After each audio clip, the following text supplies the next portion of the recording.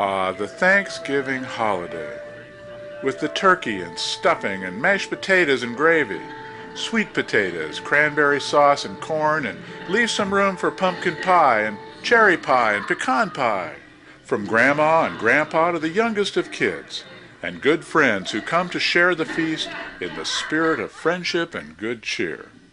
Who doesn't love Thanksgiving? Many of us learned in elementary school about the very first Thanksgiving in 1621. The Pilgrims, who landed a year earlier at Plymouth Rock in what is now Massachusetts, came to America to exercise their religious freedom. They threw a big feast to celebrate their first year in the new year, and they invited over their new neighbors, the friendly Indians, including the handsome Squanto, who taught them how to grow corn. My country, 'tis of thee, sweet land of liberty. Also, about the time we were in elementary school, we learned about other special holidays, like when the Easter Bunny brings all children baskets of brightly colored eggs, or when Santa Claus flies all the way from the North Pole in a sled pulled by reindeer to bring presents to every child in the world, all on one night. As we grow into adulthood, we learn that many of the stories we heard as children are more complex than we originally were told. But what about Thanksgiving?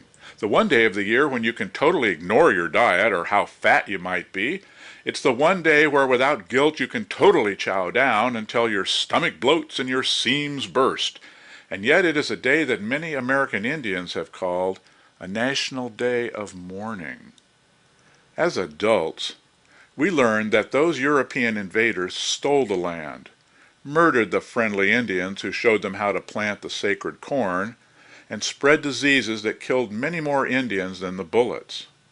We learned that they already had their religious freedom in Holland before coming to Plymouth Colony, which primarily was a commercial venture to harvest the riches of the New World by European merchants. Reportedly, the Pilgrims did not even land on the rock that today is known as Plymouth Rock, which first appeared in written accounts 120 years after the original landing. So, what is the truth about Thanksgiving? The truth about the original Thanksgiving is that only one written document exists from that period that mentions in a single paragraph the feast that we learned about as kids. And we learned it was not even called Thanksgiving until much later. The Pilgrim Hall Museum in Plymouth, Massachusetts, reports that of the original 102 passengers who set sail in 1620 aboard the 100-foot-long cargo ship Mayflower, only 53 were still alive the following year to attend the 1621 feast. In 1622, a year following the feast, one of the surviving colonists, Edward Winslow, wrote the following in a document now known as Mort's Relation, or more correctly titled, A Relation or Journal of the Beginning and Proceedings of the English Plantations Settled in Plymouth, in New England by certain English adventurers, both merchants and others. Here's what he wrote. Pretend I have a British accent. You shall understand that in this little time that a few of us have been here, we've built 7 dwelling houses and 4 for the use of the plantation, and have made preparation for divers others. We set the last spring some 20 acres of Indian corn, and sowed some 6 acres of barley and peas. And according to the manner of the Indians, we manured our ground with herrings, or rather shads, which we have in great abundance, and take with great ease at our doors. Our corn did prove well, and God be praised we had a good increase in Indian corn, and our barley indifferent good. But our peas not worth the gather, for we feared they were too late sown. They came up very well and blossomed, but the sun parched them in the blossom. Our harvest being gotten, our governor sent 4 men on fowling, that so we might after a special manner rejoice together after we had gathered the fruits of our labors. They 4 in one day killed as much fowl as with a little help beside served the company almost a week. At which time, amongst other recreations, we exercised our arms, many of the Indians coming amongst us. And amongst the rest their greatest king, Massasoit, with some 90 men, whom for 3 days we entertained and feasted. And they went out and killed 5 deer, which they brought to the plantation and bestowed on our governor and upon the captain and others. And although it be not always so plentiful as it was at this time with us, yet by the goodness of God we are so far from want that we often wish you partakers of our plenty. We have found the Indians very faithful in their covenant of peace with us, very loving and ready to pleasure us. We often go to them, and they yielded willingly to be under the protection and subjects to our sovereign Lord King James, so that there is now great peace amongst the Indians themselves, which was not formerly, neither would have been but for us. And we for our parts walk as peaceably and safely in the wood as in the highways in England. We entertain them familiarly in our houses, and they as friendly, bestowing their venison on us. They are a people without any religion or knowledge of any God, yet very trusty, quick of apprehension, ripe-witted, just. The men and women go naked, only a skin about their middles. So what is the truth about Thanksgiving? The truth is that all we really know about what happened at that feast in the autumn of 1621 at Plymouth Plantation is contained in that short passage from the journal. One other written account by the pilgrim William Bradford describes details of the harvest that autumn, but does not mention the feast. Everything else we have seen or heard describing the original Thanksgiving, whether from the school textbooks written by the dominant culture, from paintings, from movies and TV shows, or from the words of Native American activists and historians, are all just speculations, opinions, and conjectures. Even the most widely seen Native American account of the first Plymouth Harvest Feast, from the Public Broadcasting Service series American Experience titled We Shall Remain After the Mayflower, was full of dialogue, costumes, makeup, locations, and images that were created by writers and filmmakers based on speculations and guesses about what it had been like. So to try to get at the truth, let's look more closely at Mort's relation and that original letter by William Winslow that described the Pilgrim's Feast. That journal chronicles the Pilgrims' first year from leaving Europe on the Mayflower to arriving in Cape Cod Harbor, and then exploring for a suitable place to build their colony. It describes their first encounters with the local Wampanoag Indians, the building of houses and common structures, and establishing firm trading relationships with the various Wampanoag villages throughout the following year. It also contains a letter sent back home to England describing their positive experiences, and a final chapter trying to justify their taking of Indian lands through biblical scripture and British common sense. Using that document as a basis, along with other published reports, here is a speculative view of the truth about Thanksgiving. A couple of years before the Pilgrims arrived in Cape Cod Harbor, the Wampanoag tribe lost over half their people from diseases brought in by earlier European invaders. So when the Pilgrims arrived and started making excursions into the land around what is now called Plymouth, they encountered many vacant native lodges and unattended cornfields. The Wampanoag in neighboring villages were very wary of catching more diseases. Pawtuxet, the Indian village that was where the Pilgrims established Plymouth, had been completely wiped out except for one man, Tisquantum, also known as Squanto, who had escaped the disease when 7 years earlier he had been captured by a British sea captain and sold into slavery in Spain. By the intercession of friars, Squanto was released and made his way to England, where he learned English as the servant to a merchant. He returned to his homeland, and because of his English skills, he became an interpreter, one of the voices of the British to the other Indians. Walt Disney Pictures made a film in 1994 called Squanto, A Warrior's Tale, starring Adam Beach, Eric Schweig, and Irene Bedard, and a tale it is, because it contains many fabrications and historical inaccuracies, including its depiction of the Pilgrim Feast. From Plymouth records, only 53 pilgrims attended the feast. Winslow stated that about 90 Indians, led by Osamecan, known as Massasoit, attended the feast. This means that about twice as many Indians as pilgrims were at that feast, which is something that is usually not shown in movies or paintings of the first Thanksgiving. Today we celebrate Thanksgiving on the fourth Thursday in November, a date set during the Franklin Delano Roosevelt administration in 1941. But the Plymouth feast was probably held in late September or October of 1621.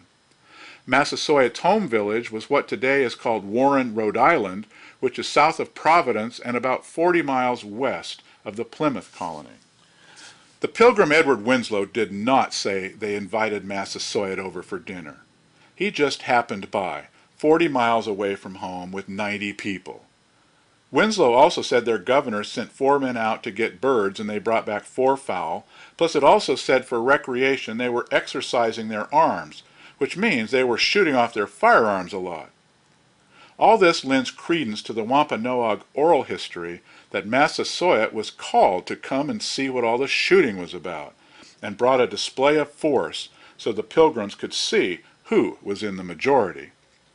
So the Pilgrims probably did what most people would do in that circumstance, which is invite the Indians in for dinner.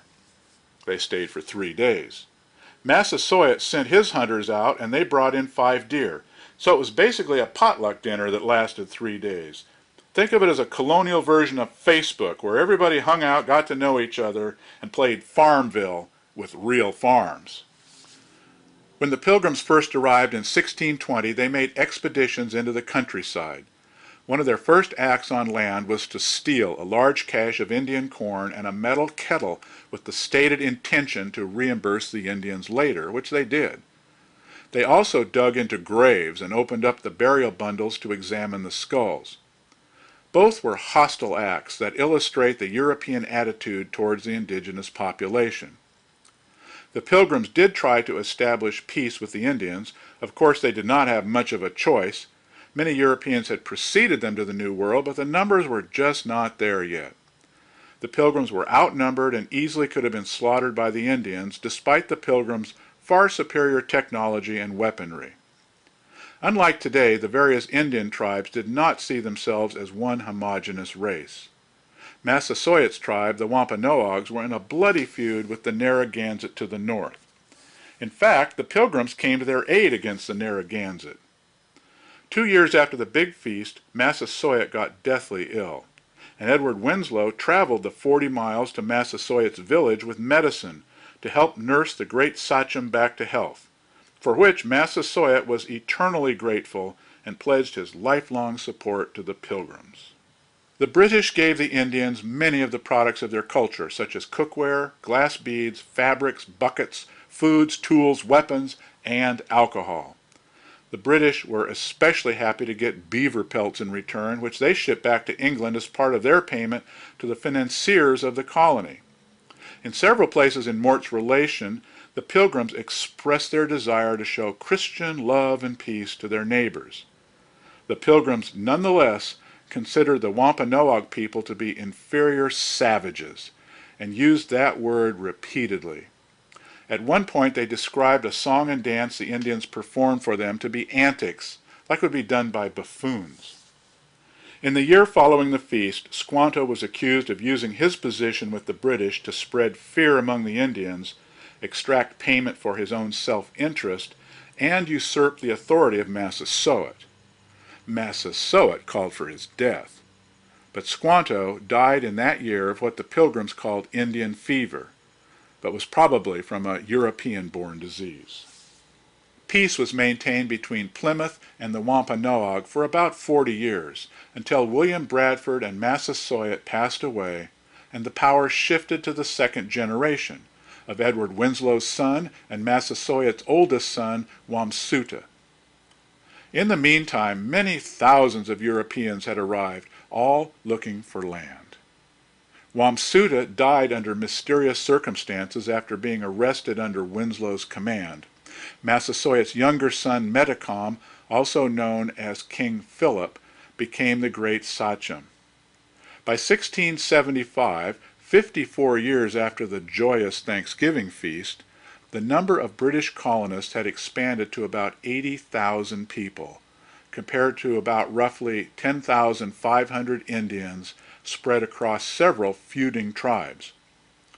Hostilities and European land grabs had escalated to the point that the Indians had had enough. Metacom led Indian warriors against the colonists in a year-long war known as King Philip's War. Half of the 84 British villages in New England were attacked by war parties. The Indians' goal was to force all the Europeans out. The Europeans' goal was to exterminate all the Indians. The Europeans' advanced technology and weaponry and superior numbers led to a bloody defeat of the Indian forces. Almost a third of the Indians living in the area died, compared to about 800 colonists. The war ended when Metacom was shot dead by another Indian from a tribe that was fighting for the British. The colonists, using the 400-year-old British penalty for high treason against the king, beheaded Metacom, drew his body on a horse-drawn sled, and then cut his body into quarters. His bloody head was impaled on a pole and displayed in the Plymouth town square for the next 10 years. As a result of the defeat, the Wampanoag, Narragansett, Pequot, and other tribes lost their traditional lands. It should be noted that many other important stories exist about the beginnings of Thanksgiving. Native Americans have thanked their Creator and blessed the harvesting of their food for centuries before the Europeans arrived. A settlement in the colony of Virginia celebrated an official day of Thanksgiving dating from 1619, 3 years before the Pilgrim's Feast. The Spanish in St. Augustine, Florida, are reported to have held a Thanksgiving celebration in 1585, 36 years before the Pilgrim's Feast. Many European countries have held harvest festivals for hundreds of years before the migrations to the New World. And it's been argued that the Pilgrims had observed a Dutch Thanksgiving festival in the city of Leyden, where they lived before the Mayflower voyage. AIM, the American Indian Movement, reports the research of William B. Newell, a Penobscot tribal member and former chairman of the University of Connecticut Department of Anthropology. His research concluded that the Thanksgiving holiday resulted from the actions of the governor of the Massachusetts Bay Colony, who ordered his militia to attack a gathering in Connecticut of the Pequot tribe for their annual green corn dance, killing 700 people. The next day, the governor ordered a day of Thanksgiving, thanking God that they had eliminated over 700 men, women, and children. According to Newell's research, the annual celebrations of Thanksgiving that followed commemorated that slaughter. It also should be noted that Canada celebrates Thanksgiving on the second Monday of October, dating from early harvest festivals in New France, and celebrating the safe return of the explorer Martin Frobisher from a search for the Northwest Passage in 1578.